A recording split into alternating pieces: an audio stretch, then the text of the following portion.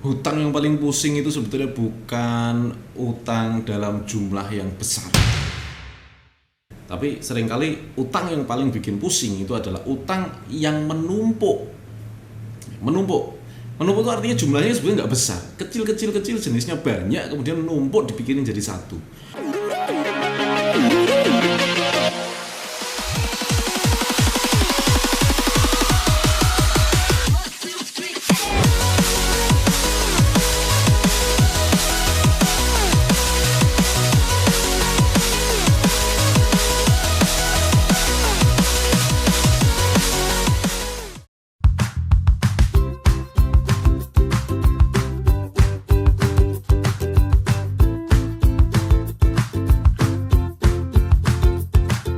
Nah, banyak sekali orang yang punya pikiran gini, Mas Arli, kalau utang saya banyak di banyak tempat, berbagai macam jenis, terus kemudian gimana kalau saya harus tak tutup semuanya, saya utang satu utang yang gede gitu ya, pakai sertifikat rumah mertua, terus kemudian tak tutup semuanya, yang kecil-kecil ini dari rentenir, dari kartu kredit, dari temen, dari apa segala macam, tak tutup semuanya. Utang saya cuma satu gede tok gitu, gimana? Ya sebetulnya gimana ya, ini tidak memecahkan masalah gitu. Anda itu cuma kebanyakan jenis utang sehingga pikiran Anda tidak bisa memilah-milah solusinya gitu. Nah, terus saya harus gimana? Ini yang penting sikap Anda. Pada saat Anda mengalami hal yang semacam ini, yang paling penting adalah sikap Anda. Sikap Anda ini harus lebih tenang gitu. Maka saya selalu menyarankan duduk dulu, minum air putih dulu gitu ya. Tenang dulu. Kenapa? Karena seringkali tagihan-tagihan kecil-kecil ini bikin Anda pusing gitu ya. Nah, kalau Anda bisa mengatasi pusingnya, Anda nggak akan kepikiran utang lagi yang lebih gede gitu. Sebetulnya apa sih? Prinsipnya adalah utang itu dibayar dengan penghasilan. Jadi kalau penghasilan Anda meningkat, terus Anda bisa membayar utang satu per satu, nanti akan selesai. Anda punya 10 jenis utang, ya ada yang nominal 2 juta, 3 juta, 5 juta, atau 10 juta dan seterusnya. Nggak sampai 1 miliar utangnya gitu, tapi jutaan ini ada 10 tempat misalnya, ada 10 titik. Nah, coba Anda pilih yang paling kecil dulu. Ya, Anda fokus bulan ini, Anda kerjakan semaksimal yang Anda bisa, sekuat tenaga Anda, ikhtiar, doa usaha. Sehingga Anda bisa nutup satu dulu. Nanti akan lebih ringan bulan depannya. Kemudian bulan depan fokus lagi satu lagi, bulan depan nanti 2 bulan lagi fokus lagi satu lagi. Nah, 1 tahun selesai itu. Cuman yang jadi masalah, Anda enggak, saking banyaknya Anda jadi tidak memiliki kemampuan untuk fokus. Nah, penting sekali. Kemampuan fokus ini penting, saudara. Kalau nggak fokus, Anda nggak bisa apa-apa. Gitu. Orang tuh kalau nggak fokus, orang nyetir nggak fokus, nabrak. Serius. Apalagi kerja. Orang kerja nggak fokus, nggak dapat apa-apa dia. Orang dagang nggak fokus, nggak dapat pembeli. Gitu. Fokus penting sekali. Dan seringkali pada saat kita kebanyakan utang, kita kehilangan fokus. Mari kita kembalikan fokus Anda. Ya. Gimana cara kembalikan fokus? Duduk dulu, tenang, ya, berpegang pada Tuhan, gitu. Jadi seringkali kita tuh melupakan Tuhan pada saat kita punya masalah gitu. Dipikir solusinya duit, enggak. Gitu. Anda harus berpegang pada poros yang tepat. Kenapa orang bingung? Karena porosnya keliru gitu. Coba pada saat kita bergantung pada sesuatu selain Tuhan, Anda pasti terombang-ambing. Assalamualaikum, salam sejahtera. Saya driver online memakai aplikasi harian saya GrabCar. Saya memakai mobil armada Toyota Sienna tahun 2016 dengan transmisi otomatis. Pemakaian konsumsi saya memakai Pertalite dengan konsumsi bahan bakar harian 1 liter untuk 8,5 sampai maksimal 9,5 kilo per liter.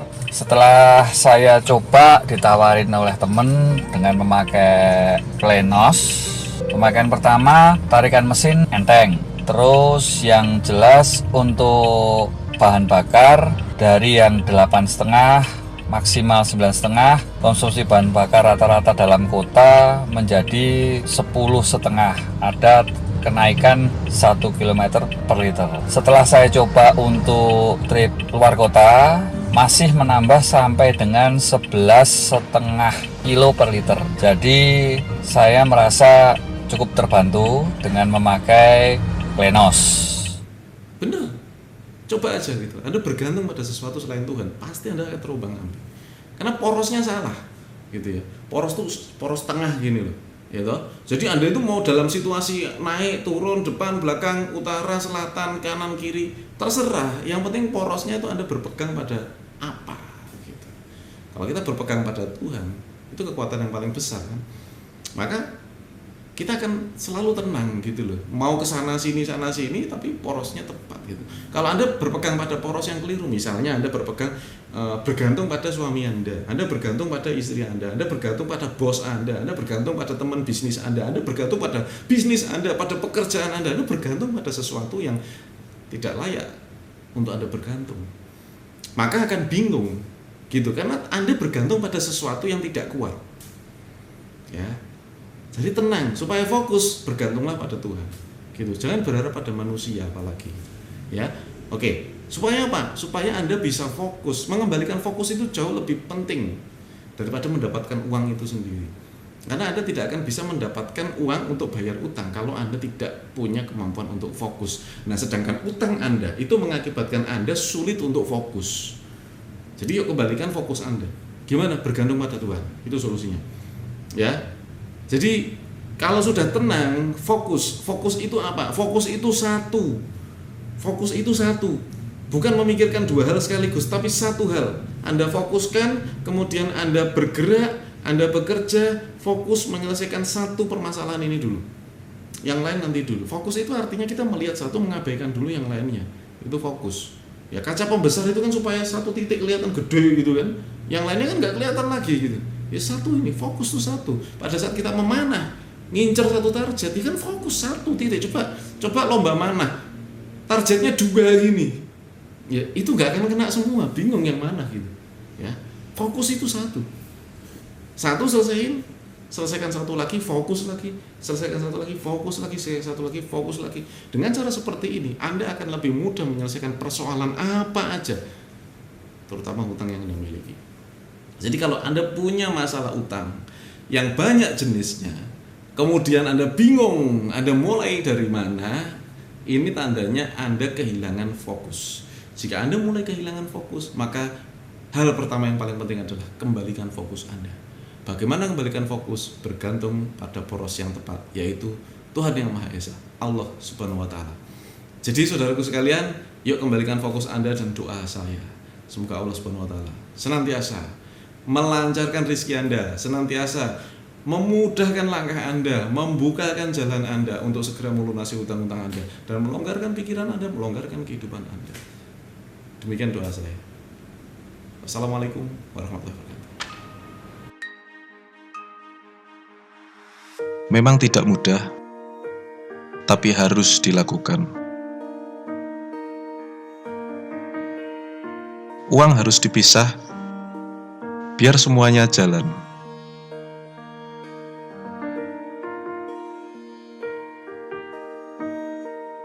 Kalau bisa hemat, kenapa mesti boros? Karena hidup tidak selalu untung. Maka, sebisa mungkin harus menabung. Kaya atau miskin bisa jadi adalah takdir, tapi cerdas itu pilihan. Klinos merawat mesin, oli lebih awet, bensin lebih hemat.